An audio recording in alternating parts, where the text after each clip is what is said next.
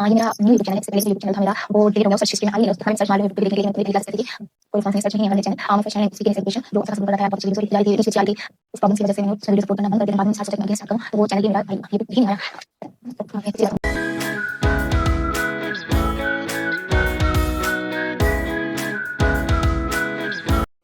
Hello everyone, welcome back to my new English channel and my name is Komal Dubey and I am here to teach you how to speak and learn English.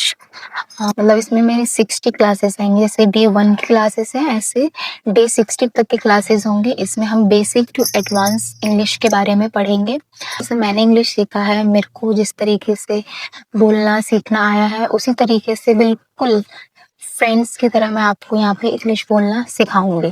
ठीक है, depend on you कि आप उसको किस तरीके से लेते हैं और किस तरीके से प्रैक्टिस करते हैं। बाकी मैंने जैसे सीखा है मैं उस तरीके से आपको इंग्लिश बोलना सिखाऊंगी, बिल्कुल बेसिक तरीके से। ठीक है, जैसे एक छोटी सी क्लास का बच्चा या छोटा सा बच्चा भी समझ जाए कि इंग्लिश कैसे बोलना है। ओके, हमारी क्लासेस है वो डे फर्स्ट क्लासेस है। इसमें हम बेसिक सीखेंगे। ठीक है, जैसे कि अल्फाबेट्स क्या होता है, सब्जेक्ट, वर्ब, ये सारी चीजें क्या होती हैं। ठीक है, तो पहला तो मैं ये बता दूं कि जो इंग्लिश है उसको जितना प्रैक्टिस करोगे उतनी आएगी। तो करते हैं अल्फाबेट से। ठीक है, इंग्लिश में जो अल्फाबेट्स होते हैं वो 26 अल्फाबेट्स होते हैं जिसको हम लेटर्स बोलते हैं। जो पूरी इंग्लिश है ये अल्फाबेट्स के ही अल्फाबेट्स का ही खेल है। ठीक है, इसमें जो वर्ड्स होते हैं सारे इंग्लिश के अल्फाबेट्स 26 जो लेटर्स हैं, इस 26 लेटर्स से ही पूरी इंग्लिश बनी है जो हमें नहीं आती। 26 अल्फाबेट्स होते हैं, 26 लेटर्स होते हैं, A to Z। ठीक है, A to Z हमारे अल्फाबेट्स होते हैं। अब इन अल्फाबेट्स को हमने 2 कैटेगरीज में बांटा है। फर्स्ट जो कैटेगरी है हमारी वो क्या है, रिटन में। ठीक है, रिटन। सेकंड कैटेगरी जो हमारी है वो है हमारी ओरल में, जो कि इंग्लिश में तो यही होता है ना, लिखना होता है और बोलना होता है, या कोई भी लैंग्वेज में लिखना और बोलना ही होता है। तो इसमें जो 26 लेटर्स को है इसको हमने 2 पार्ट्स में बांटा है। मतलब अल्फाबेट्स को हमने 2 पार्ट्स में बांट दी, एक रिटन में और एक हमारी ओरल में। रिटन में इसको 2 पार्ट्स में बांटा है, एक कैपिटल होता है और एक स्मॉल होता है, capital letters and small letters. Oral में जो हमारा है, ओरल में भी हमारे 2 पार्ट्स में बांटे गए हैं। फर्स्ट हमारा होता है वोवेल्स एंड सेकंड हमारा होता है कॉन्सोनेंट्स। ठीक है, फर्स्ट वोवेल्स एंड सेकंड हमारा होता है कॉन्सोनेंट्स। तो जो रिटन है, रिटन में हमारे जो कैपिटल और स्मॉल लेटर्स होते हैं, जैसे कि हम किसी भी सेंटेंस की स्टार्टिंग करते हैं। ठीक है, किसी भी सेंटेंस की स्टार्टिंग करते हैं वो हम कैपिटल लेटर से करते हैं। ठीक है, जैसे कि for example he is my brother, तो उसमें हम जो ही का एच जो होगा वो हम कैपिटल लेंगे, देन उसके बाद जितने भी लेटर्स होते हैं वो हम स्मॉल्स लेते हैं। ठीक है, तो कैपिटल और स्मॉल्स का बस यही फंडा है कि हमारी जो सेंटेंस क्या होता है कि फर्स्ट लेटर से लेकर फुल स्टॉप तक जिसकी एक मीनिंग निकल रही है, जिस सेंटेंस की एक मीनिंग निकल रही है, तो फुल स्टॉप तक हमारा एक सेंटेंस बोला जाता है। उसमें जो स्टार्टिंग होता है वो हमारा होता है कैपिटल लेटर से। ठीक है, और फिर उसके बाद स्मॉल लेटर। ऐसे हमारा सारा इंग्लिश में यही फंडा है कैपिटल और स्मॉल का। ओके, सेकेंड है हमारा तो ओरल में हम क्या समझ रहे थे, वोवेल्स एंड कॉन्सोनेंट समझ रहे थे। जो हमारा वोवेल्स होता है वो हमारे 5 होते हैं, A E I O U, ये 5 हमारे वोवेल्स होते हैं। एंड इसको छोड़ के जितने भी हमारे लेटर्स बचते हैं, 26 लेटर में से इन 5 को माइनस करके जितने भी हमारे लेटर्स बचते हैं वो हमारे होते हैं कॉन्सोनेंट्स। ओके, एक्सेप्शनल केस में हमारा वाई आ जाता है। वाई जो हमारा होता है वो सेमी लेटर होता है, मतलब कि वो हमारे वोवेल्स में भी काउंट होता है कभी कभी, और कभी कभी हमारे कॉन्सोनेंट में भी काउंट होता है। ठीक है, तो वाई को अगर साइड रखें तो बाकी जितने भी लेटर्स हैं वो हमारे 100% कॉन्सोनेंट्स होते हैं और 100% वोवेल्स होते हैं। अब वोवेल्स को वोवेल्स क्यों बोलते हैं, तो वोवेल्स को वोवेल्स इसलिए बोलते हैं बिकॉज जो वोवेल्स के वर्ड होते हैं, इनको जो लेटर्स होते हैं इसको साउंड करने में या इसको बोलने में हमारे माउथ का कोई सा भी हिस्सा यूज़ नहीं होता है। ना हमारे लिप्स का यूज़ होता है, ना हमारे टंग्स का यूज़ होता है, ना हमारे टीथ का यूज़ होता है, किसी का भी यूज़ नहीं होता। ये डायरेक्ट हमारे जो एक हवा के थ्रू बाहर निकलते हैं। फॉर एग्जांपल ए, ए में हमारा ना लिप्स यूज हुआ, ना टंग यूज हुई, ना टीथ यूज हुई। Okay, second E, O, U, I. तो ये वोवल्स में हमारे जो माउथ का जो पार्ट्स होते हैं उनका यूज़ नहीं होता है। इसी तरह से कॉन्सोनेंट्स में इनका यूज़ होता है। फॉर एग्जांपल बी में लिप्स का यूज़ हो गया।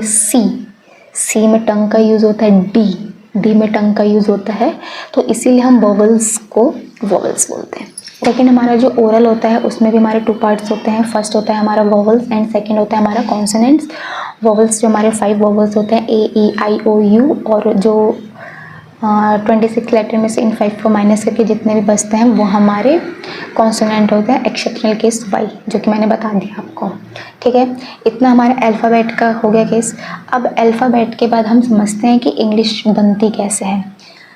अल्फ़ाबेट, लेटर्स के बाद जो हमारे बनते हैं वर्ड्स बनते हैं। एक लेटर है ए, ई, आई या ए, बी, सी, डी, जो भी लेटर्स हैं, उसके बाद हमारे बनते हैं वर्ड्स। ठीक है, एक लेटर से हमारा लेटर अल्फ़ाबेट होता है। एक से ज़्यादा लेटर्स अगर एक साथ मिल जाते हैं तो वो हमारे वर्ड बन जाता है।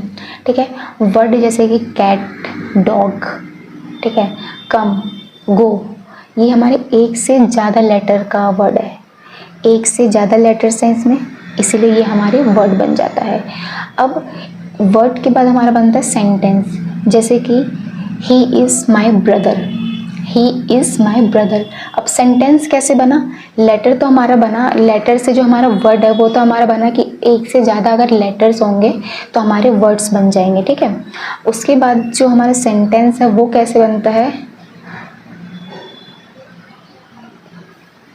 जो हमारा सेंटेंस है वो कैसे बनता है? एक से ज़्यादा वर्ड का, एक से ज़्यादा वर्ड को यूज़ करके हमारा सेंटेंस बनता है। ही एक वर्ड हो गया, ठीक है, ही इज़ 2 वर्ड हो, सेकेंड वर्ड हो गया, he is my third word हो गया, ब्रदर फोर्थ वर्ड हो गया। तो एक से ज़्यादा वर्ड है, एक से ज़्यादा वर्ड्स है ना इसमें, इसलिए ये हमारा सेंटेंस बन गया। सेंटेंस के बाद हमारा बन जाता है पैराग्राफ। ठीक है, पैराग्राफ कैसा होता है? ये हमारे जो 6th 7th 8th क्लासेस में भी बताया जाता है। पैराग्राफ क्या होता है कि एक से ज़्यादा सेंटेंस का मिलना, एक से ज़्यादा सेंटेंस का मिलना हमारा पैराग्राफ में कन्वर्ट हो जाता है। जैसे कि हमने एक सेंटेंस लिखा, अब उसके बाद हम दूसरा सेंटेंस लिखते हैं, जैसे कि my name is Komal Dubey and I am 23 years old and my hobby is singing, dancing, जो भी है, ये हमारा एक से ज़्यादा सेंटेंस है। My name is Komal Dubey first sentence, I am 23 years old second word, my hobby is this. तो ये हमारे एक से ज़्यादा वर्ड्स जो मिलते हैं, ठीक है, सॉरी, एक से ज़्यादा जो हमारे सेंटेंस मिलते हैं, उसके बाद हमारा पैराग्राफ बनता है। अब पैराग्राफ के बाद हमारा आता है स्पीच, जो देखते हैं ना भाषण वगैरह देते हैं नेता वगैरह, तो वो हमारे स्पीच होते हैं। उसमें क्या होता है कि जो पैराग्राफ होता है, एक से ज़्यादा पैराग्राफ्स होते हैं अलग अलग टॉपिक्स पे, या एक ही टॉपिक्स पे भी अलग अलग पॉइंट्स को लेके हमारे पैराग्राफ स्पीच निकल जाती है। पैराग्राफ होता है कि हम मोस्टली पैराग्राफ में हम एक ही टॉपिक पे डिस्कस करते हैं। जैसे कि अगर मैंने फर्स्ट पैराग्राफ लिया कोमल के ऊपर, तो मैं अपने बारे में सब बताऊंगी कि मैं क्या करती हूँ, क्या खाती हूँ, क्या पीती हूँ, क्या रहती हूँ।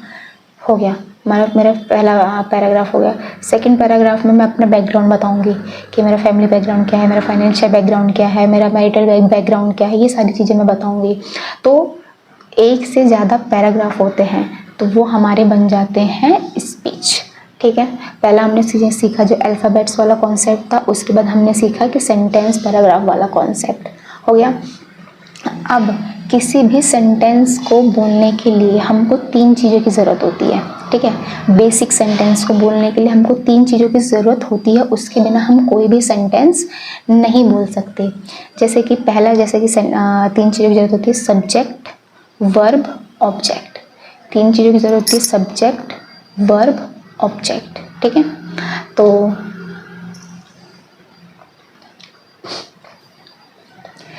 किसी भी सेंटेंस, पैराग्राफ, स्पीच को बोलने के लिए हमको 3 चीज़ों की ज़रूरत होती है। किसी भी सेंटेंस को बनाने के लिए हमको बेसिकली 3 चीज़ों की नीड्स होती है, सब्जेक्ट, वर्ब और ऑब्जेक्ट। ये मैं चार्ट के थ्रू आपको बता दूंगी। सब्जेक्ट क्या होता है, वर्ब क्या होता है और ऑब्जेक्ट क्या होता है, इसको अब हम डिटेल में समझेंगे। ठीक है। सब्जेक्ट मीन्स होता है जो हमारा कर्ता होता है, हिंदी में इसको कर्ता बोलते हैं, जो कर रहा होता है। जैसे कि कोमल, मैं अपना एग्जाम्पल लिखती हूँ, कोमल खाना खा रही है, तो खाना कौन खा रही है, कोमल खा रही है। राम दौड़ रहा है, तो दौड़ कौन रहा है, राम दौड़ रहा है। ठीक है। महक पानी पी रही है, पानी कौन पी रहा है, महक पी रही है। ठीक है। सीता डांस कर रही है, डांस कौन कर रहा है, सीता कर रही है। ठीक है। वह नाच रही है, कौन नाच रही है, वह नाच रही है। ठीक है। वह सफाई कर रहे हैं, कौन सफाई कर रहे हैं, वह सफाई कर रहे हैं। वे स्कूल जा रहे हैं, कौन जा रहा है स्कूल, वे स्कूल जा रहे हैं। तो इसमें कर्ता जो काम को कर रहा होता है। ठीक है। सब्जेक्ट हम उसी को बोलते हैं। सब्जेक्ट हमारे दो टाइप्स के होते हैं, एक होता है सिंगुलर सब्जेक्ट और एक होता है प्लूरल सब्जेक्ट। ठीक है। फर्स्ट होता है सिंगुलर सब्जेक्ट और सेकंड होता है प्लूरल सब्जेक्ट। सिंगुलर सब्जेक्ट में क्या होता है, नाम आ जाता है, कोमल, सीता, गीता, राम, लक्ष्मण, रोहित, मोहित, जो भी है। ठीक है। पहला होता है हमारा नाम होता है, सेकंड होता है ही, शी, इट। ठीक है। ही, शी, सेकंड होता है ही, शी, इट। अभी गाना बजेगा, गणपति बप्पा मोरिया।